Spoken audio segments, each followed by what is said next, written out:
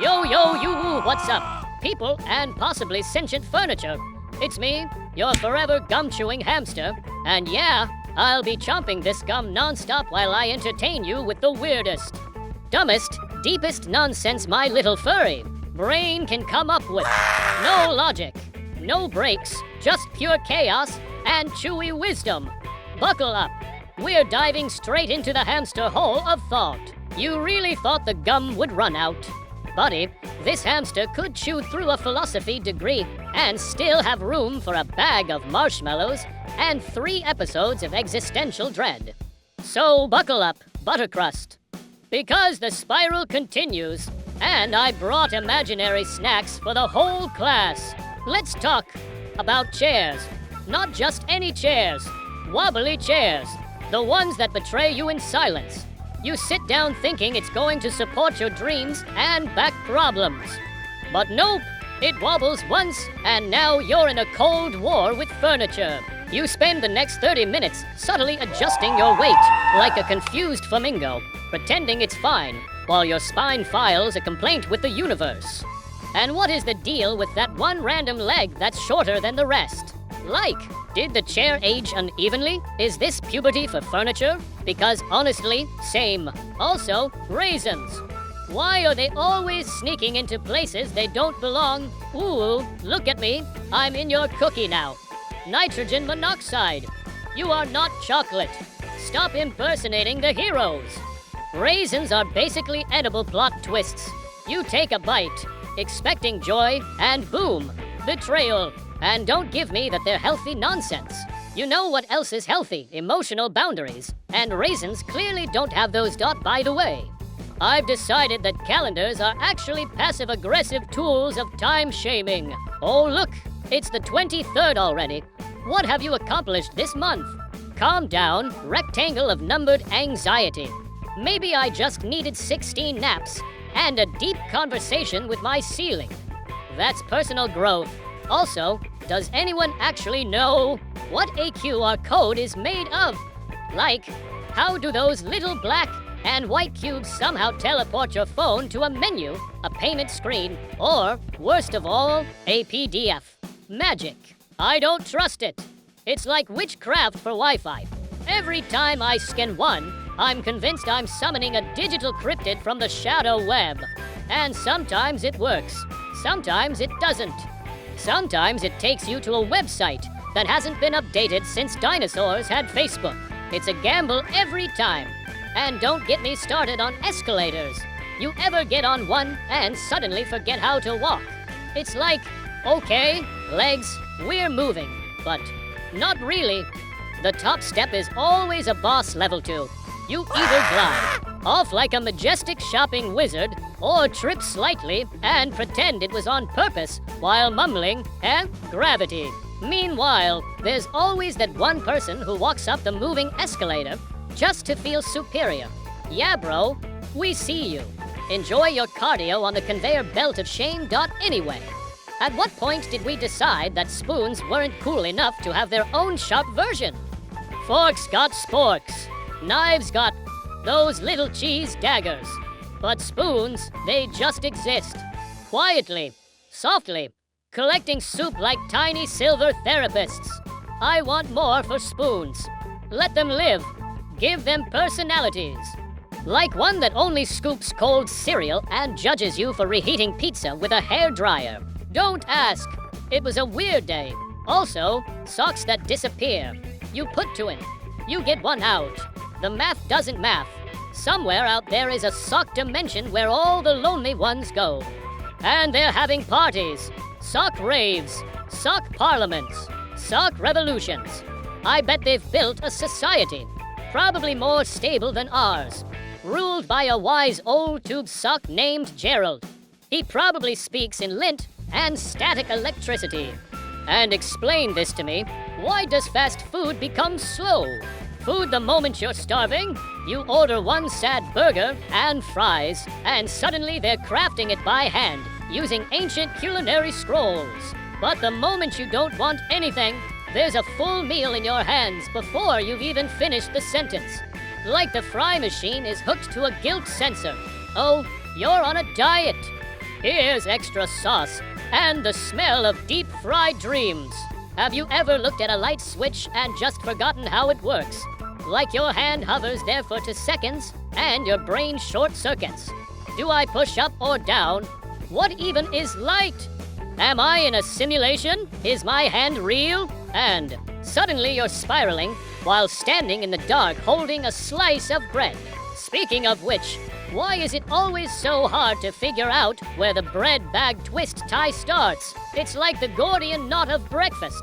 You tug, you spin, you cry, and then you give up and rip the plastic open like a wild raccoon on a mission. Also, ceiling fans. They're either whispering gently, like a sleepy breeze demon, or they're clicking like they're tapping out Morse code from the underworld. And you stare at them in the middle of the night like, is this how I go? Death by ceiling spin blade. No one knows how to fix them either. You poke it once, it falls silent. But the second you close your eyes, tap, tap, tap, tap, tap. It's a sleep sabotage saboteur. And you know what? I've never trusted Jell-O. It jiggles, but holds shape. It's soft, but kinda stabby. It's like a food you can almost high-five. What is it even? Edible anxiety, a dessert that can't commit to being liquid or solid. If I wanted my snack to moonwalk while I ate it, I'd just eat pudding on a trampoline. Anyway, the gum's still in there. I think it's sentient now. My jaw is doing interpretive dance, while my brain's writing poetry on the inside of my skull.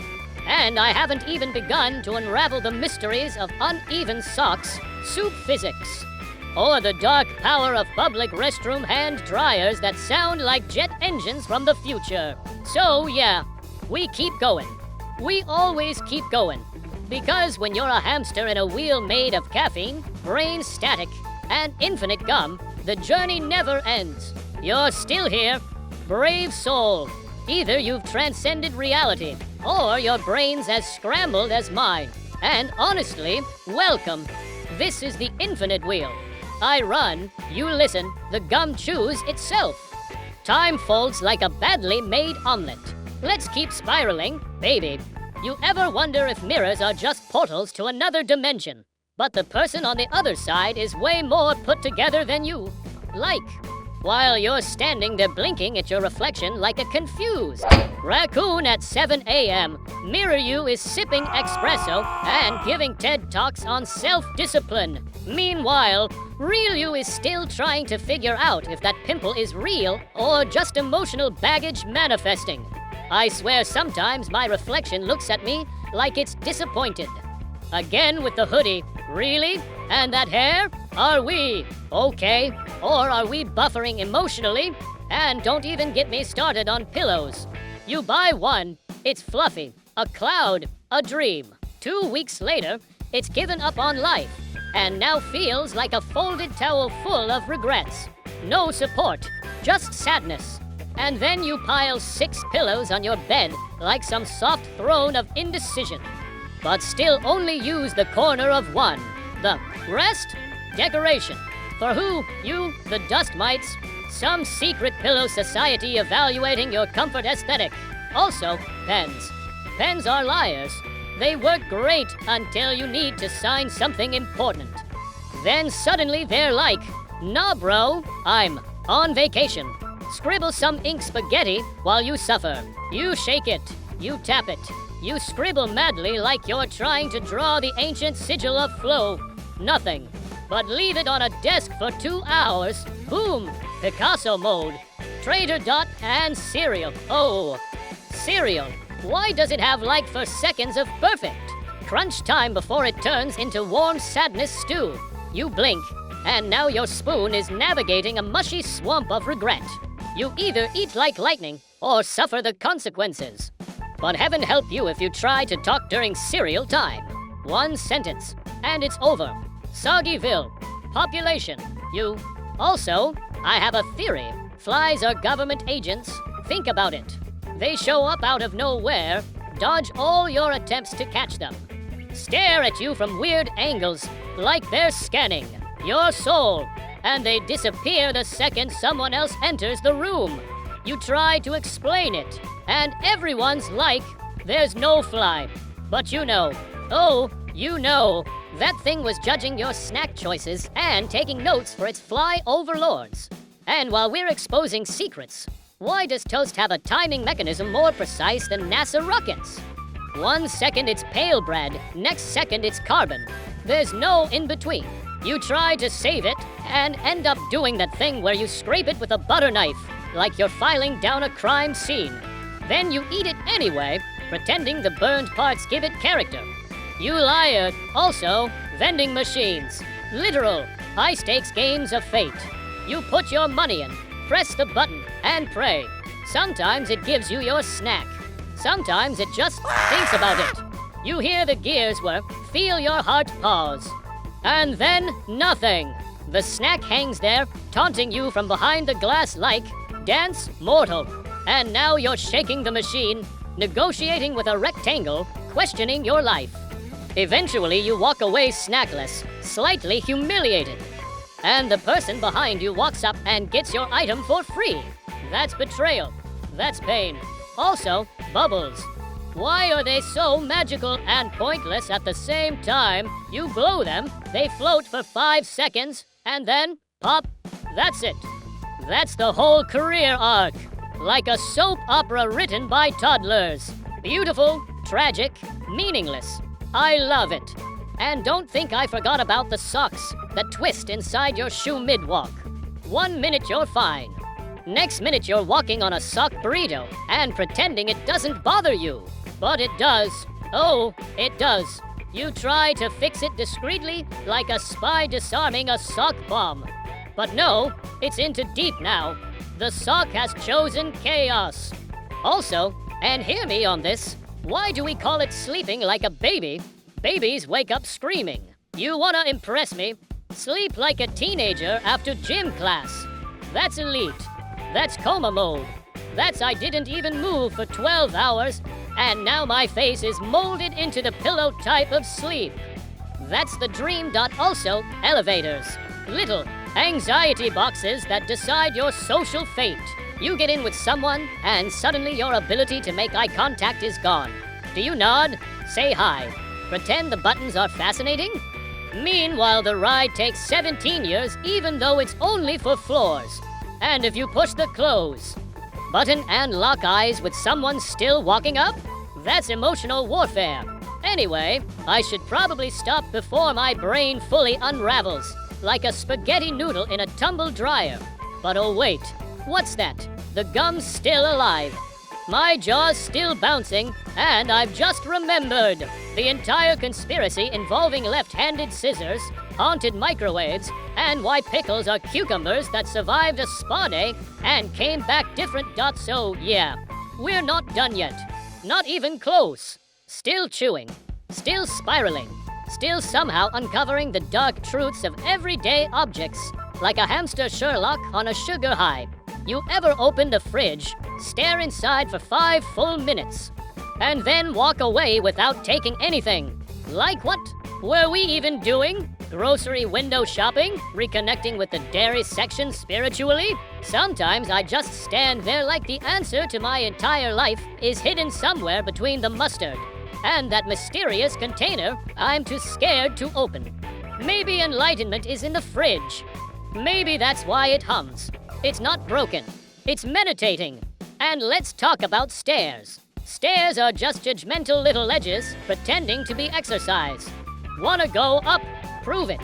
Every time I climb a staircase, I feel like I'm being punished for living on a second floor. And don't even bring up spiral staircases. Those are just anxiety corkscrews. You miss one step, and boom, you're a YouTube short. You ever try to walk up quietly?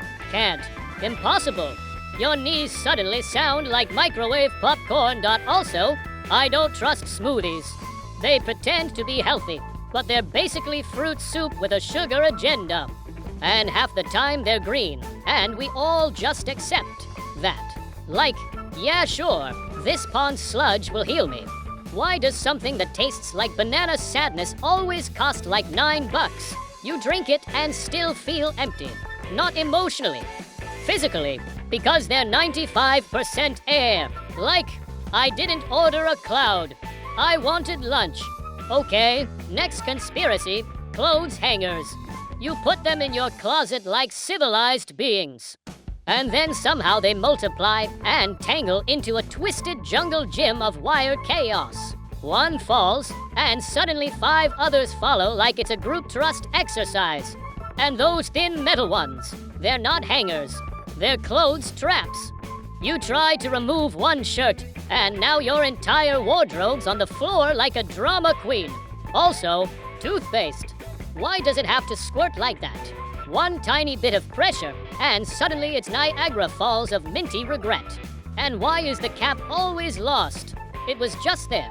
I think toothpaste caps and missing socks are secretly dating in another dimension, making cap sock babies that sneak into our world and steal one headphone at a time. You think I'm kidding, but I know things. And hey, why do bananas betray you so fast? One day they're green bricks, the next they're blackened sadness tubes.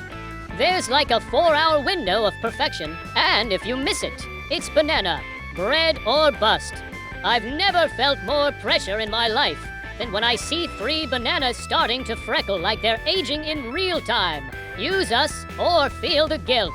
Also, ice cubes, cold little pranksters. You put one in your drink, and suddenly it decides to slam into your face mid-sip like, surprise, cold teeth challenge. Or it dodges the straw like a slippery ninja. You feel it in there, you see it, but you can't catch it.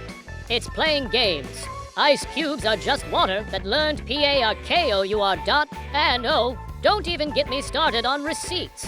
You buy one sandwich, and the receipts, like the Iliad. What are you printing? My life story. I don't need a full novel. I just want to leave with my bagel and dignity. Also, why do I always accidentally crumple the important ones and keep the useless ones pristine? Like, I've got a 6-month-old movie ticket in perfect condition, but the warranty for my blender looks like it lost a street fight. By the way, I think oranges are just citrus puzzles. First, you gotta fight the peel, then your fingers smell like a fruit crime scene for 3 hours. Then half the juice ends up in your eye.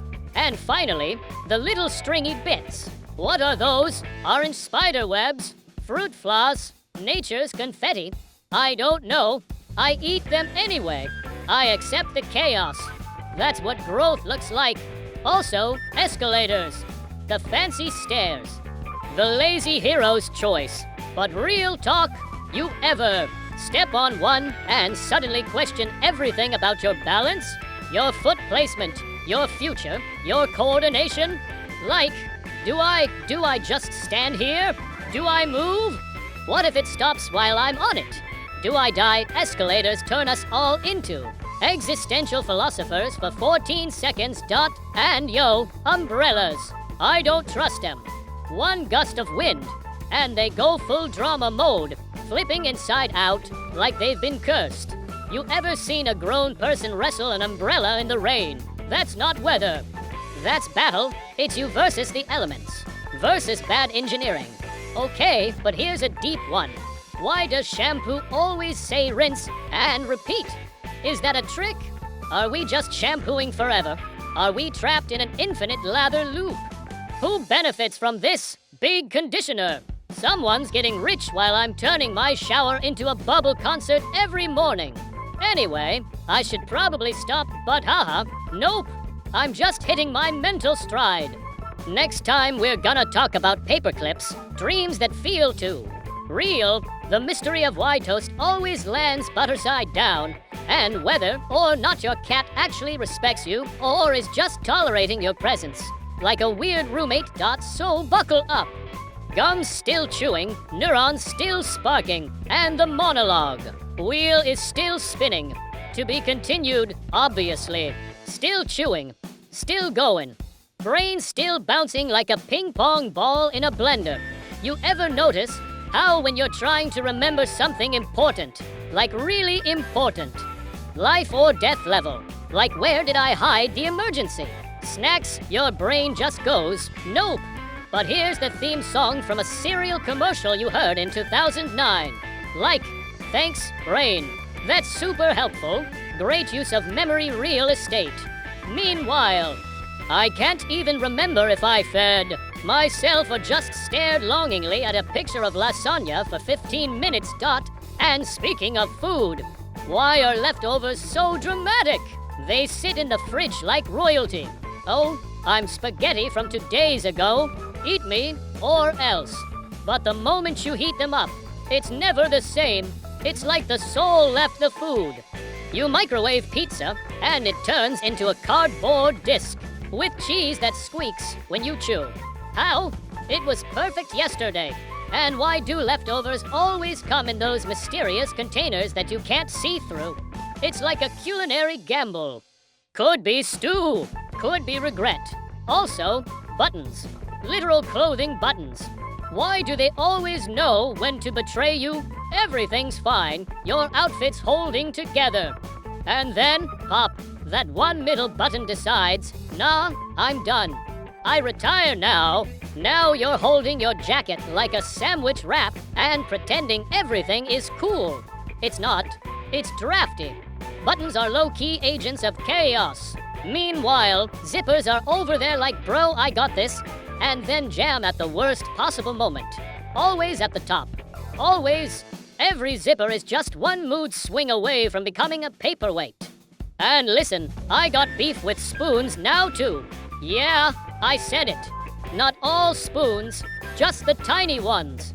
The ones that come with yogurt cups, like they were designed by a borrower. What am I supposed to do with this?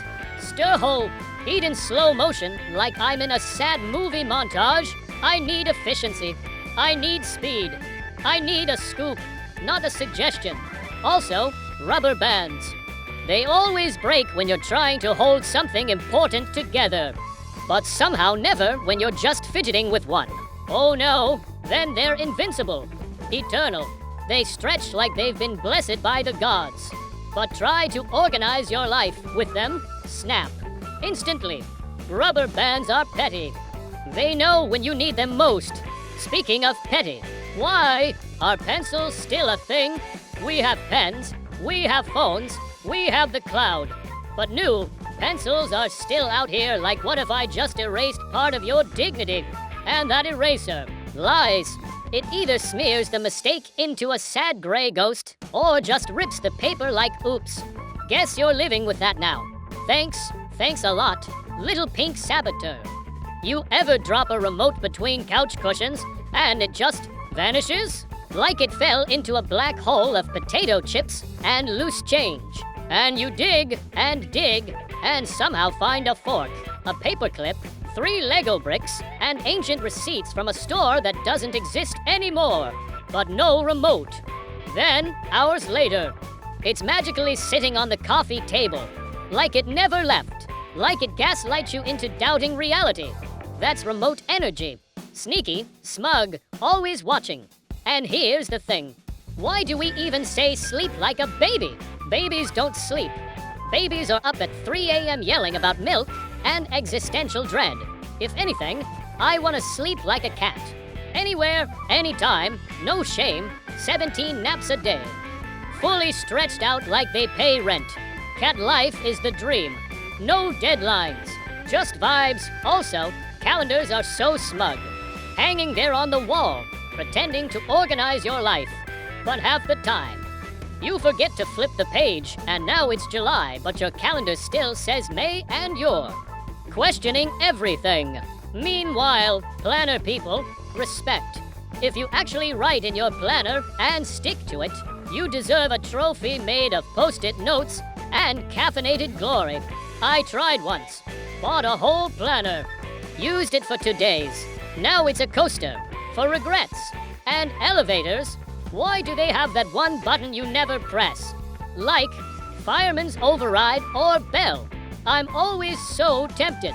What does the bell do? Is it a panic bell? Is it a secret party button? One day I'll find out. One day I'll become the hamster who pressed the bell, and history will remember me. Also, why do pens never work when you need to sign something important? but they write perfectly fine when you're doodling spirals during an awkward phone call. And why does every pen have a favorite angle? You tilt it even slightly, and it's like, nope, I'm out. Figure it out. Pens are the divas of the stationary world, Dot. And don't even get me started on autocorrect. You try to say something normal like I'm bringing the juice, and suddenly you're texting I'm burning the jungle. Like what? Who programmed this chaos? Who looked at ducking and said, yes, that's clearly what they meant. I've never once meant ducking. No one has. Okay, I'm spiraling again. But you know what? That's fine. That's what I do. I chew, I rant, I spiral, I vibe. And this ride? Oh, it's not stopping anytime soon. I still have thoughts about mirrors that lie, mysterious socks in public laundry machines, and the existential horror of trying to peel a boiled egg that just won't cooperate. So yeah, don't go anywhere. We're barely halfway down the rabbit hole. This gum's still kicking. And this hamster's got more thoughts than snacks, which is saying something. Still chewing, still thriving, still unraveling the sticky spaghetti of my thoughts one noodle at a time. So tell me this, who decided that alarm clocks should sound like impending doom? Like, why is the default setting always WWII meets? Toaster fire. Why can't it just gently whisper, hey, buddy, time to exist again? No, instead it's like blah, wake up or perish.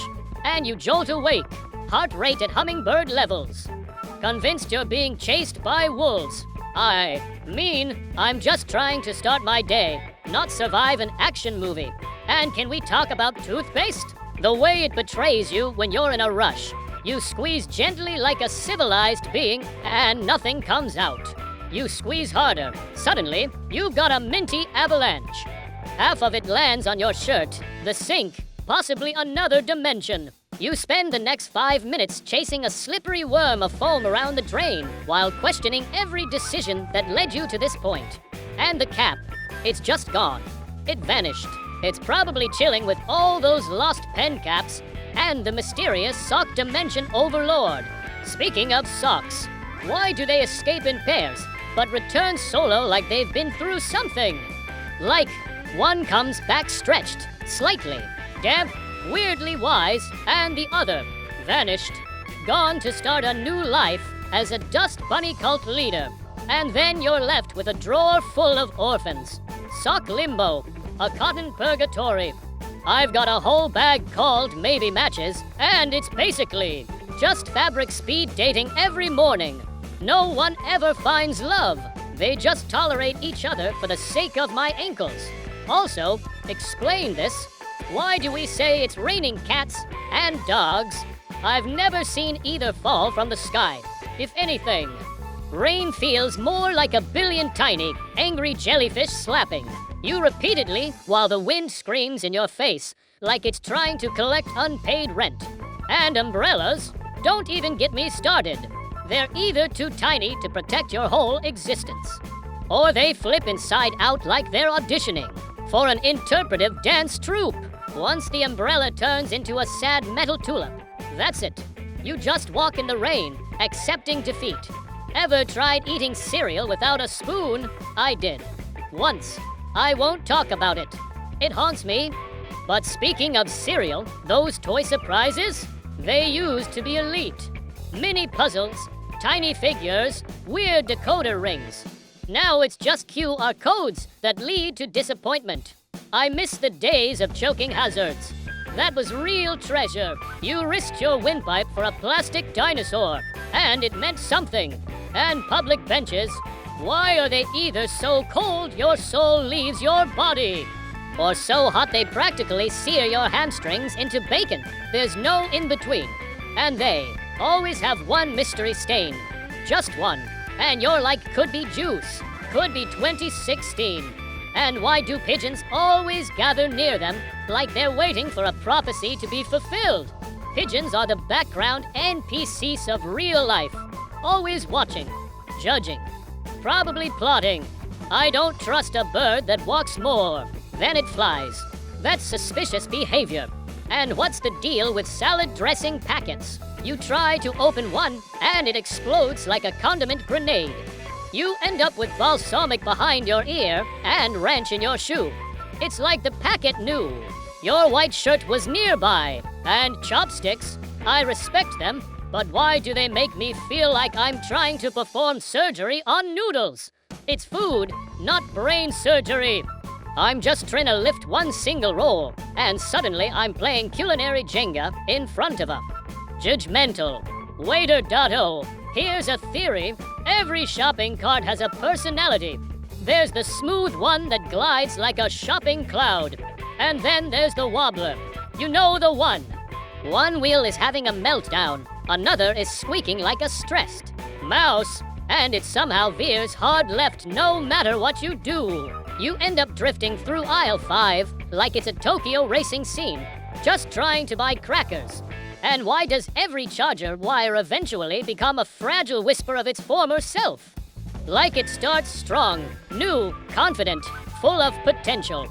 Fast forward 3 months, and it's frayed, wrapped in duct tape, bent at an angle that defies physics, and you're still whispering, "Come on, baby, just one more charge." You know it's doomed, but you believe. That's love. Also, elevators. Yeah, we've been here before, but this is important. Why does everyone stare at the door? Like it's a ritual. No one makes eye contact. No one speaks. It's a silent agreement. Stare at the door. Pretend we're not in a vertical metal box full of strangers. And someone always presses the button that's already lit. Why? What do you think you're adding to this process? Are you trying to emotionally support the button? And here's one more thought before this gum gets too chewy to handle. Vending machines. Literal boxes of hope and betrayal. You press D7 for a candy bar, and the machine says, "How about nothing?" Or worse, the bar drops halfway and gets stuck. Now it's right there, visible, touchable, but forever out of reach. You try to shake the machine like you're in a dramatic telenovela, and it just judges you. But that's life, isn't it? A series of stuck candy bars, missing sock partners, and buttons that won't commit. And this hamster, oh, I've got so much more to say. We're just getting warmed up. The wheel is still spinning. The gum is still going. And the nonsense, oh baby, it's infinite. Still chewing, still spinning, still mentally stuck somewhere between the fridge light conspiracy and the exact moment you realize your shoelace isn't tied after stepping in something suspicious. Let's keep rolling, because this hamster's mind is like a microwave with no turntable. Everything's heating up unevenly, and occasionally sparks fly. Okay, so let's get real about water bottles. Why is it that when you try to take a quiet sip during a Zoom call or in class, the bottle suddenly turns into a sound effects machine from Jurassic Park? Like CRRKKKHHHHHGLLGLLGLL-snap-pop. Everyone hears it. Everyone feels it. You just wanted hydration, and instead you opened a portal to a sonic nightmare. And have you noticed how some bottles are shaped like they're trying to win a beauty pageant? Curves in places that make zero ergonomic sense. Hydra Glam Deluxe, now with extra slippage. Now, flip-flops. Flip-flops. The only shoe that constantly announces you like a cartoon character approaching. Flap, flap, flap, flap.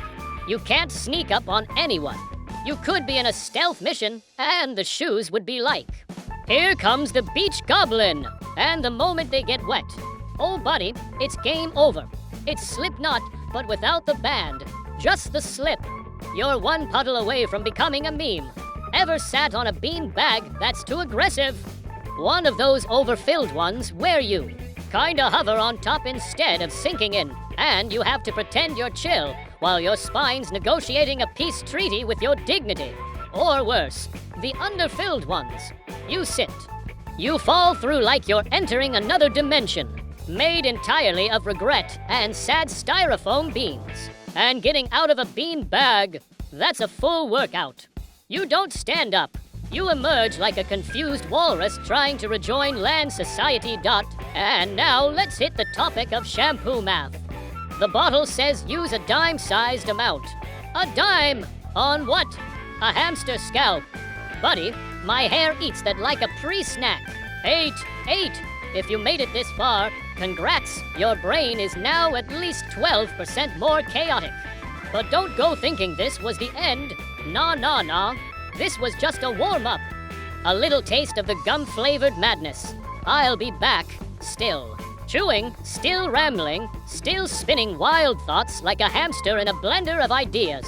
So keep those ears open and your snacks close, 'cause this gum never runs out. And neither does the nonsense.